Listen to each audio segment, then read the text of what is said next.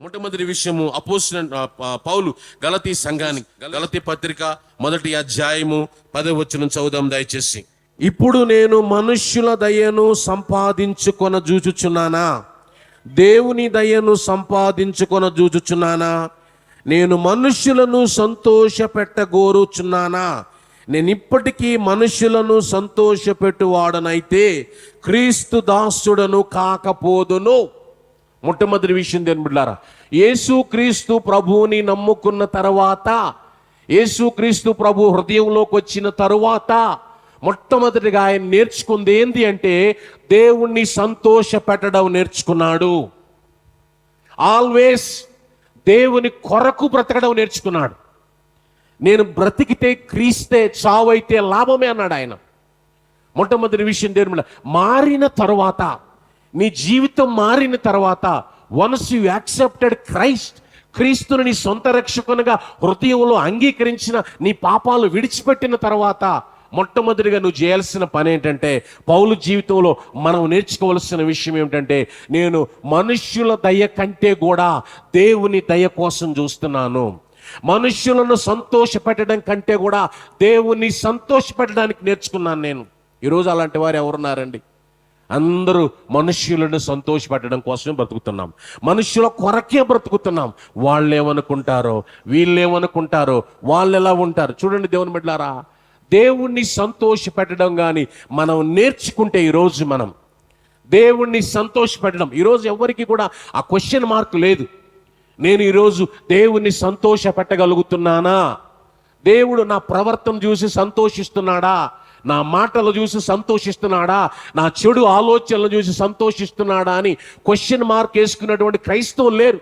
వాళ్ళు ఏమనుకుంటారో, వీళ్ళు ఏమనుకుంటారో, ఆమె ఏమనుకుంటుందో, ఆయన ఏమనుకుంటుందో.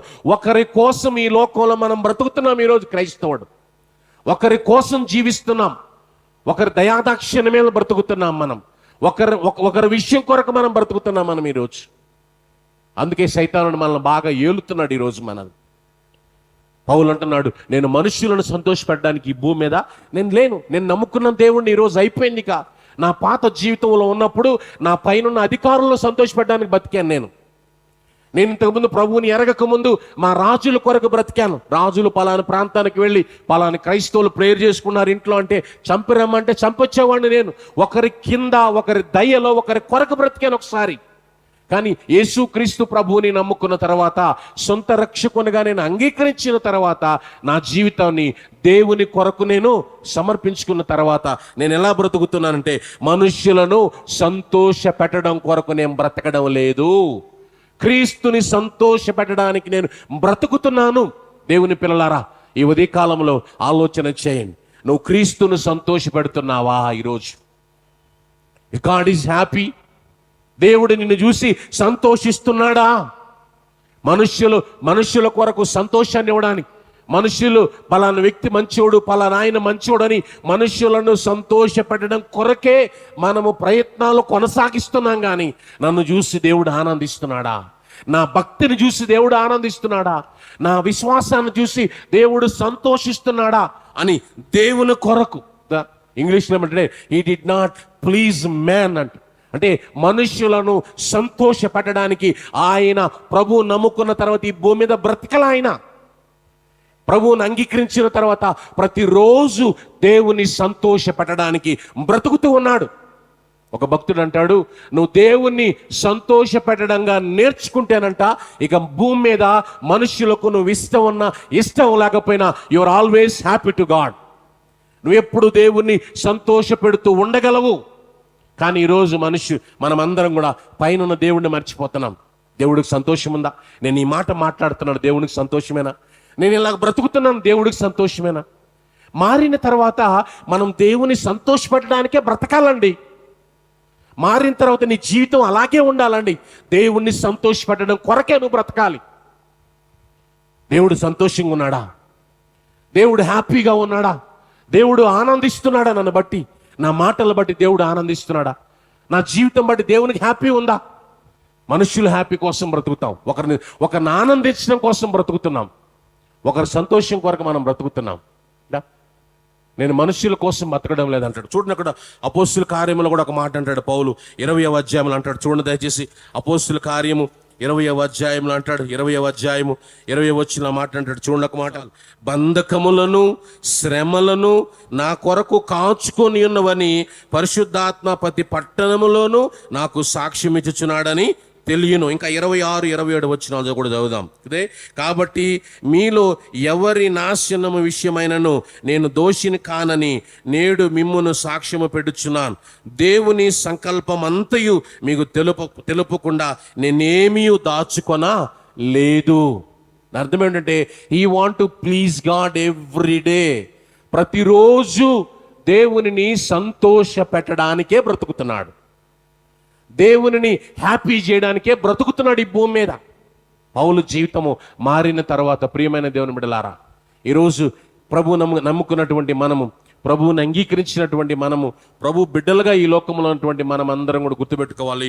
మొట్టమొదటి విషయం ఏమిటంటే, మనుష్యులను సంతోష పెట్టడానికి నువ్వు ఈ భూమి మీద బ్రతకకూడదు. మారిన నీ జీవితము, మార్పు నొందిన నీ జీవితము దేవునిని సంతోష పెట్టడానికే నువ్వు ఉండాలి. అందుకే పౌలు అంటాడు, నన్ను నేను నలగొట్టుకున్నాను అంటాడు. నన్ను నేను నలగొట్టుకున్నాను అంటాడు. ఆయన శరీరాన్ని నలగొట్టుకుంటే దేవునికి సంతోషం కలుగుద్ది. కానీ ఈరోజు మనము శరీరాన్ని కష్టపెట్టము, దేనిని కష్టపెట్టాము, మనుషులను కష్టపెట్టాము, శరీరాన్ని కష్టపెట్టాము, దేనిని కష్టపెట్టాము. కానీ దేవుడికి మాత్రం ఎంత బాధను కలిగిస్తున్నాం మనం ఈరోజు. నీ మాటల ద్వారా దేవుడు ఎంత బాధపడుతున్నాడు, నీ ప్రవర్తన ద్వారా దేవుడికి ఎంత బాధ కలుగుతుంది తెలుసా? నీ లైఫ్ ద్వారా దేవుడికి ఎంత బాధ కలుగుతుంది తెలుసా? నీ ప్రవర్తన ద్వారా దేవుడికి ఎంత బాధ కలుగుతుంది తెలుసా దేవుని బిడ్డ? కానీ ఈరోజు మనం అవేమీ పట్టించుకోం. నేను సంతోషంగా ఉన్నానా, వాళ్ళు సంతోషంగా ఉన్నారా, వీళ్ళు సంతోషంగా ఉన్నారా, వాళ్ళని సంతోష పెడదామా, వీళ్ళని సంతోష పెడదామా కదా? పౌలు అంటాడు, నేను మనుష్యుల దయని సంపాదించుకోవాలనుకుంటే, మనుషుల కోసం బ్రతుకుతా ఉంటే దేవుడిని నేను ఎప్పుడు సంతోషపరచలేను. నేను ప్రియమైన దేవుని బిడ్డ, మారిన నీ జీవితము ప్రభువుని సంతోషపరిచేదిగా ఉందా? మార్పు చెందిన నీ జీవితంలో చూసి దేవుడు ఆనందిస్తున్నాడా? ఈ వ్యక్తి ప్రభువుని అంగీకరించక ముందు ఎలా ఉందో అంగీకరించినా కూడా ఎలాగే ఉందని దేవుడు దుఃఖపడుతున్నాడా? ఒకసారి ఆలోచన చేయాలి. ఈరోజు మనం మారిన మన జీవితము ప్రభువుకు సమర్పించుకోవాలి. మారిన మన జీవితాన్ని దేవునికి ఇచ్చేయాలి. అన్నీ మార్చుకోవాలి, మనం అన్నీ మారాలి. Everything should change. కానీ ఈరోజు మార్చుకునేటువంటి పరిస్థితులు మనకు కనబడాల. బాప్తీసం తీసుకుంటున్నాం, బలలో చేయి వేస్తున్నాం కదా, నేను క్రైస్తవుడిని చెప్పుకుంటున్నాం, నేను క్రైస్తవురాలని చెప్పుకుంటున్నాం, చర్చికి పోతామని చెప్పుకుంటున్నాం కదా. నిజమైన క్రైస్తవుడి గురించి చాలాసార్లు నేను చెప్తా ఉంటాను కదా. ద రియల్ క్రిస్టియన్ ఎవరంటే, మాటల కంటే కూడా వారి క్రియలలో ప్రభువును చూపించగలిగిన వారే నిజమైన క్రైస్తవులు. Who shows in our deeds, మన యొక్క క్రియల ద్వారా, మన జీవితం ద్వారా ప్రభువుని చూపించగలిగిన వారమే నిజమైన క్రైస్తవులం. క్రైస్తవుడివి అని చెప్పుకోవడం కంటే క్రైస్తవుడు ఎలా ఉండాలో చూపించేవాడే నిజమైన క్రైస్తవుడు. నేను క్రైస్తవుడనండి, నేను చర్చికి వెళ్తానండి, నేను ప్రార్థనకు వెళ్తానండి చెప్పడం కంటే నీ జీవితం ద్వారా వారికి చూపించిన వాళ్ళే నిజమైన క్రైస్తవుడు. అప్పుడే దేవుడు సంతోషం కలుగుతుంది. నువ్వు చెప్పినంత మాత్రం దేవుడికి సంతోషం లేదు. నువ్వు చెప్పినంత మాత్రం దేవుడు ఆనందించడు. నేను క్రిస్టియన్ అండి, చర్చికి పోతానండి, మందిరానికి పోతానండి, బలలో చేవేసానండి, బాప్తిసం తీసుకున్నానండి, సంఘంలో ఉన్నటువంటి వ్యక్తినండి, నేను పలానా చర్చ్ అండి, ఈ చర్చ్ అండి, ఆ చర్చ్ అండి, ఏ చర్చి చెప్పుకున్నా ఈ లోకంలో ఉన్న మనుషులకు సంతోషమే కానీ క్రియల ద్వారా నువ్వు బ్రతుకుతూ ఉంటే పరలోకంలో దేవునికి సంతోషం. క్రైస్తవులారా, దేవుని పిల్లలారా, ప్రభువుని అంగీకరించిన మనం గుర్తుపెట్టుకోండి, దేవుణ్ణి సంతోషపరచడానికి బ్రతకండి ఈ లోకంలో. ఆ సోయలో, ఆ సెన్స్లో మనం ఉండాలి ఈరోజు మనం. కానీ ఈరోజు ఆలోచన చేయండి, క్రైస్తవులు ఈరోజు అలాగ లేరు. క్రైస్తవులు ఈరోజు అలాగ లేరు. ఒకరు మనుషుల కోసం బ్రతుకుతున్నాం, మనుషులను సంతోషపెట్టడానికి బ్రతుకుతున్నాం, మనుషుల కోసం బ్రతుకుతున్నాం. వాళ్ళని వీళ్ళని తృప్తిపరచడానికి. వాళ్ళు నన్ను చూస్తారు, వీళ్ళు నన్ను చూస్తారు. దేవుడు చూడడం లేదా నిన్ను నన్ను? దేవుడు గమనించడం లేదండి నిన్ను నన్ను? నువ్వు చేసే పనులు దేవుడు చూడడం లేదా? నువ్వు చేసే క్రియలు దేవుడు చూడడం లేదా? నీ ఆలోచనలు దేవుడు వినడం లేదా? నువ్వు చేసే పనులు దేవుడు చూడడం లేదా? ప్రతిదీ దేవుడు చూస్తున్నాడు. వాని క్రియల చొప్పున దేవుడు ప్రతిఫలము ఇస్తాడు. దేవుడు ఇస్తాడు ఖచ్చితంగా. నీవు నేను ఈరోజు ఆలోచన చేయాలి. పౌలు తను మారిన తర్వాత ఒక నిర్ణయం తీసుకున్నాడు. నేను మనుషులను సంతోషపెట్టడానికి ఈ లోకంలో బ్రతకడం లేదు, దేవుడిని సంతోషపెట్టడానికి బతుకుతున్నాను. నేను ఐఎమ్ లివింగ్ ఫర్ క్రైస్ట్. క్రీస్తు కొరకు నేను బ్రతుకుతున్నాను. ఈరోజు ఆ తీర్మానం నీకుందా? ఈరోజు దేవుని బిడ్డగా ఆ సవాలు నీకుందా? ఈరోజు ఒకరి కోసం బ్రతుకుతూ, ఒకరి యొక్క దయాదాక్షిణ్యం మీద బ్రతుకుతూ, ఒకరిని సంతోషపెట్టడానికి బ్రతుకుతూ, ఒకరి దయ నా మీద ఉండాలని కోరుకుంటూ వారిని హ్యాపీ చేస్తున్నావు. కానీ నీ కొరకు ప్రాణం పెట్టినవాడు, నీ కొరకు సిలువలో మరణించినవాడు, నీ కొరకు తిరిగి రాబోతున్న యేసయ్య నా గురించి సంతోషిస్తున్నాడా? నా గురించి ఆనందిస్తున్నాడా?